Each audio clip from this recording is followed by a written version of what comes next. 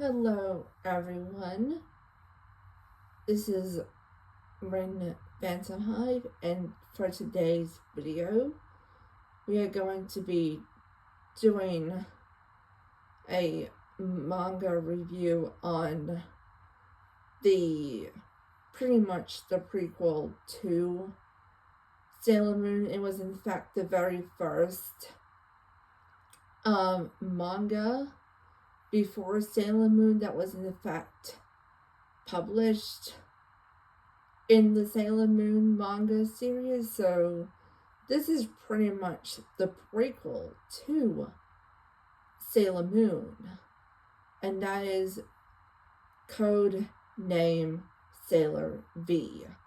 This is the only manga in the Sailor Moon set of mangas that has not gotten any kind of anime adaptation of it. Back in the 90s, it was supposed to get a OVA adaptation, but the studio that was supposed to animate it unfortunately ended up bankrupt. So we never really got, unfortunately, a Codename Sailor V anime. Which is pretty sad that this manga will never see the daylight of an anime, but who knows, that could change one of these days. Probably not. But today I'm going to be reviewing it. I'm going to give my general thoughts on it, and then I'm going to give it a rating of it, on a scale of 1 to 10. I'm gonna say 1 is, oh my gosh, I will never read this again. 2 is meh. 2 to 4 is meh. 5 to 6 was it's okay. 7, 8 is really decent. Maybe read again. I will maybe read it again. And then 9 to 10 is like, oh my gosh, I love it. I will definitely read it again. I definitely recommend it, kind of thing. So this manga takes place about a year before the Dark Kingdom, the Black Moon, the Death Busters, the Dead Moon Circus, Shadow Galactica, kind of all of that. It takes place a year before, and it follows Minako Aino, who in this story goes by Sailor V, and her cat companion Artemis. In this story, Minako is very similar to Asagi in a lot of ways.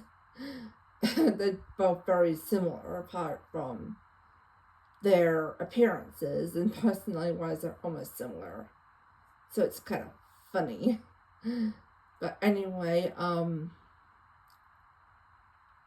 so she meets out of the blue, she meets a talking white cat by the name of Artemis, and she starts to remember things from her past life, that she's the modern day reincarnation of Sailor Venus, Princess Venus, and that she has to protect the Earth from these villains called the Dark Agency.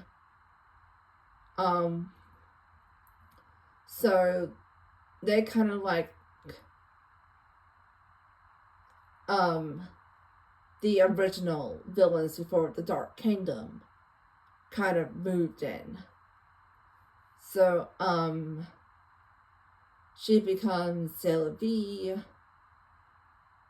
to fight these bad guys, to find kind of that thing there. It's a very short manga series. It's only 16 chapters, so it's pretty short. So at the end, we actually also, Sailor Venus was also the first out of the Guardian princesses we get to see her castle in the very first chapter, which is really, really interesting, that she was kind of the first out of Jupiter, Mercury, Mars, to kind of get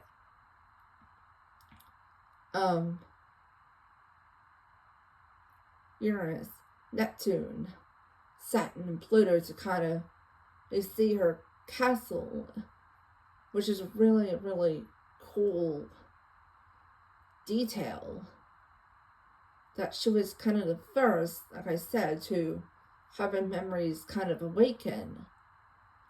And another thing, we see the very first kind of debut of Asagi back in the day, called, in the ancient past. We see Princess Serenity, Mars, Jupiter. I can't remember if we see Mercury anywhere in there. And she's kind of like remembering that, oh, I'm Sailor Venus. I have to try and find my comrades. There were times where I thought, oh my gosh, Minako, what the heck are you doing, girl? She is like one of my favorite Sailor Guardians, but oh my gosh.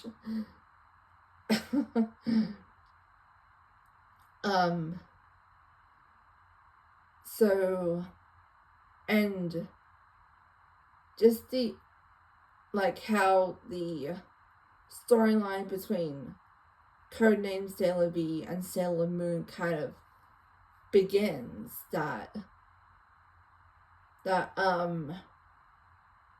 this is the debut of Artemis. That Artemis did not first appear in Sailor Moon. People who have never read Codename Sailor V probably don't know that Sailor Moon was not Artemis or Sailor Venus's first debut. She debuted back in Codename. Manga, so that was kind of cool how the Codename Sailor V manga kind of ties in with the story of Sailor Moon, that she's like, I have to go and try to find my colleagues, my friends, in the way she's like, how am I supposed to, find these supposed colleagues? And the look of annoyance that Artemis just gives her almost throughout is just hilarious. I love Artemis so much as well. He's a close second favorite to Luna. No, wait, Artemis is definitely my favorite. Luna is a close second, definitely. Now I'm going to give it a rating from 1 to 10, and then I also want to add something else into this video, and that is, do I think this should get a anime adaptation of a story? So, like I said, 1 is, for example, like I said, I would definitely give this a 9 out of 10. I would definitely would recommend reading this if you haven't read it, because it is definitely good.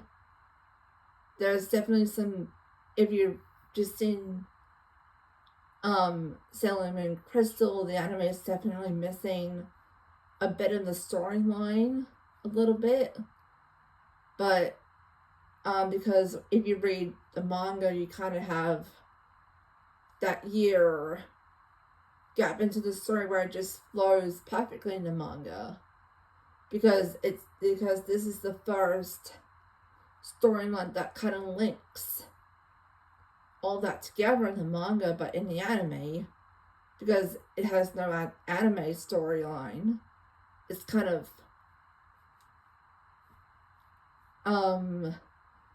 speaking of an anime adaptation, like at the start I said there is no anime adaptation, but if we were gonna get a anime adaptation of Codename Sailor V, would you guys, leave your answer in the comments down below. I'm very interested. Would you guys like it if we did get an anime adaptation of it? Would you guys like it as a TV series where maybe 15 to 16 episodes is probably all you need? Or would you guys like it as kind of like a 2-part movie, like what they did for the Dream arc and the Stars arc, where we got 2-part movies for Sailor Moon Eternal and Sailor Moon Cosmos? Would you guys like it as a movie? Or kind of like how we got for the first 3 seasons of Sailor Moon Crystal, as kind of like a episodic kind of thing where each episode they animate one of the chapters. Yeah, because it's been the last Sailor Moon anime adaptation that we got was back in 2023. Was that no, 24? It was either 23 or 24. No, it's definitely 24. Where we got the last adaptation was 2 to 3 years ago with Sailor Moon Cosmos.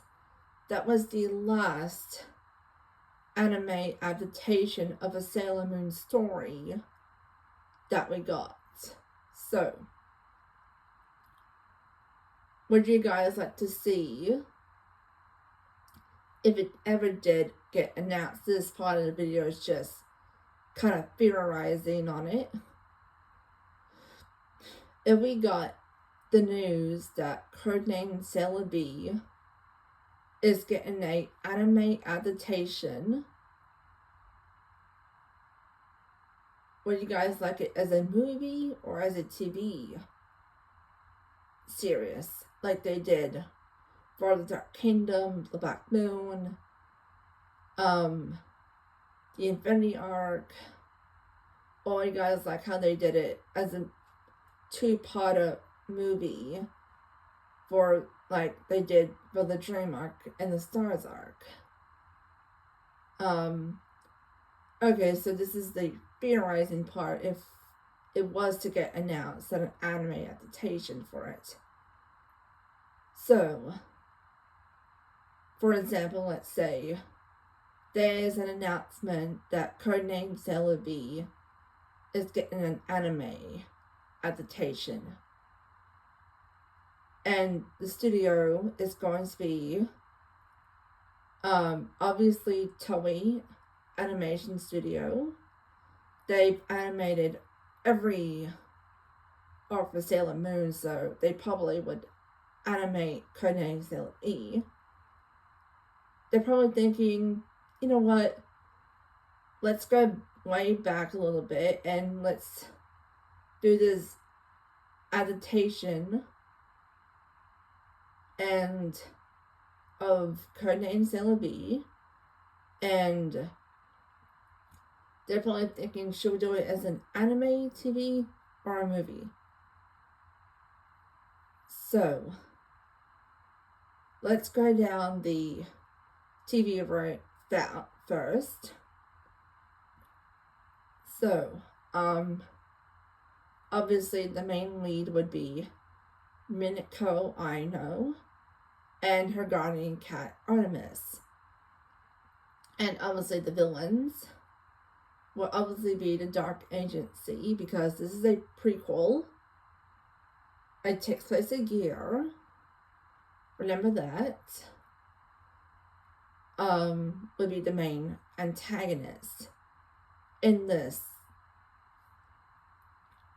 movie or TV show. We get it as a anime episode thing. So, like I said, it's pretty short. And they animate 16 episodes for it. And at the end of it, at the end of the anime, Mimiko decides, I'm gonna go find these so-called collies that I've seen, and that's how we can end it. We can end the movie or the show with Mimiko, like she did in the manga, in getting off the bus, thinking, how am I supposed to, very similar to manga, but how am I supposed to find my comrades? And that's how it ends. Sorry guys, the temperature is going down. It's getting colder here, so and the cold is not good for my throat, so if I cough on camera sometimes, I'm sorry about that. Anyway, if they were going to do this, now let's go on the other side. If they were to do this as a movie kind of thing, it would be obviously a two-parter, like they did for Cosmos. The movie would be quite similar to the manga, but it would be called Codename Sailor B, the movie.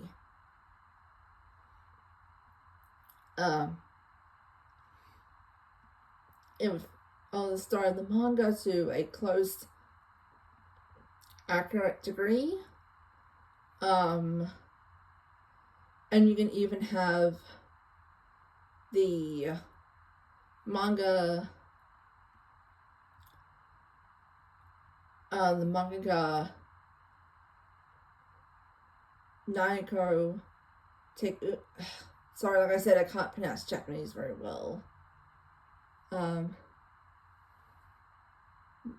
Noako Takuchi as a close supervisor on the story in the movie.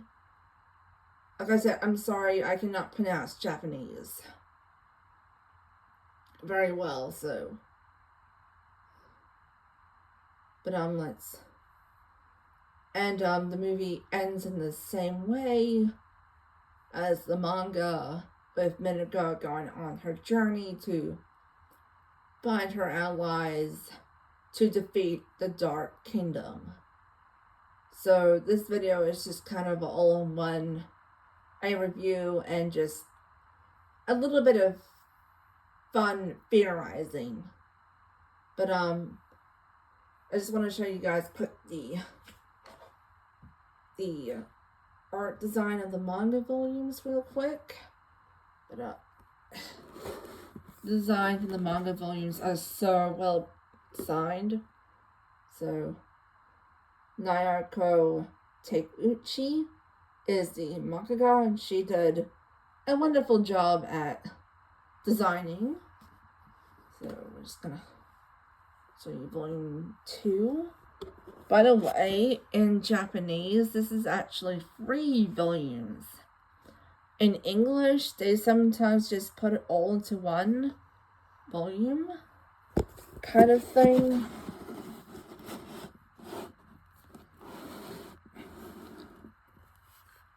No.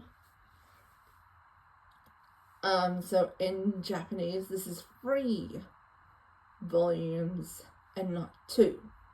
In English, they just do it as all 2 volumes. So anyway, I'm going to end the video there. Remember to leave a comment on if you would like a Codename Sailor B movie or an anime episode of it. Let me guys know, what would you think if we did get a Codename Sailor B anime adaptation? We've been I'm